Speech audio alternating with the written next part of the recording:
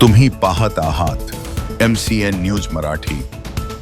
जमीन खरेदी विक्री व प्लॉटिंग व्यवसायातून मोठा परतावा मिळवून देण्याचे आमिष दाखवत जळगाव जामोद येथील व्यावसायिक डॉक्टर किशोर केला यांची तब्बल 25,92 लाख रुपयांची फसवणूक झाल्याचा प्रकार उघडकीस आला होता। या प्रकरणी पुण्यातील छोरिया या 2 रिअल इस्टेट व्यावसायिकांविरुद्ध गुन्हा दाखल करण्यात आल्यानंतर आर्थिक गुन्हे शाखेने कारवाईचा वेग वाढवत एका आरोपीला अटक केली आहे। विशेष म्हणजे डॉक्टर किशोर केला आणि आरोपी छोरिया कुटुंबीय यांच्यात अनेक वर्षांपासून व्यावसायिक संबंध होते।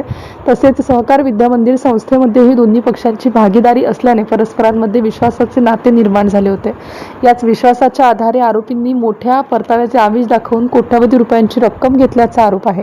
तक्रारीनंतर आर्थिक गुन्हे शाखेने तपासाची सूत्रे हाती घेतली। 17 जून रोजी अनमोल छोरिया याला जळगाव खान्देश येथून ताब्यात घेण्यात आले। त्यानंतर त्याला जळगाव जामोद येथे आणून न्यायालयासमोर हजर करण्यात आलं। चौकशी, कागदपत्रांची पडताळणी आणि न्यायालयीन प्रक्रियेमुळे रात्री उशिरापर्यंत कारवाई सुरू होती। न्यायालयाने अनमोल छोरिया याला 22 जूनपर्यंत पोलीस कोठडी सुनावली आहे। दरम्यान या प्रकरणातील मुख्य आरोपी कन्हैयालाल छोरिया अद्याप फरार असून त्याचा शोध सुरू आहे। तसेच इतर गुंतवणूकदारांचीही फसवणूक झाली आहे का आणि कोट्यावधी रुपयांची रक्कम नेमकी कुठे वळविण्यात आली याचा तपास सुरू असल्याची माहिती आर्थिक गुन्हे शाखेचे पोलीस निरीक्षक आशिष रुही यांनी दिली। MCN न्यूज मराठीकरिता ज्ञानदेव राजनकर, जळगाव।